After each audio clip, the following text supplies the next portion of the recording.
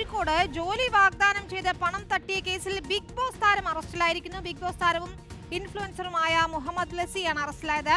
Big Boss Malayalam season 4-ലെ റണ്ണറപ്പായിരുന്നു ബ്ലെസ്ലി. സനു മനോമിയാണ് ചെയ്തത്. സനു, ഏത് രീതിയിലായിരുന്നു തട്ടിപ്പ്?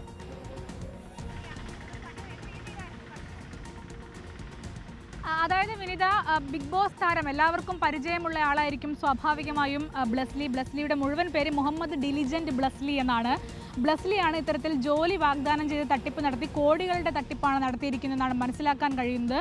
ഓൺലൈൻ വഴിയാണ് തട്ടിപ്പ് നടത്തിയിരിക്കുന്നത്. മ്യൂൾ അക്കൗണ്ട് വഴി ഈ പണം കൈമാറിയതായാണ് പോലീസ് കണ്ടെത്തിയിരിക്കുന്നത്. ക്രൈംബ്രാഞ്ചാണ് ഇപ്പോൾ ഇയാളെ അറസ്റ്റ് ചെയ്തിരിക്കുന്നത്.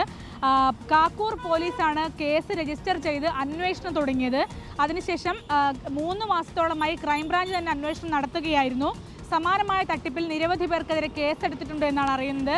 ആരെയാണ് തട്ടിച്ചത്, എത്ര പേരെ തട്ടിച്ചിട്ടുണ്ട് തുടങ്ങിയ വിവരങ്ങൾ വരാനിരിക്കുന്നതേയുള്ളൂ.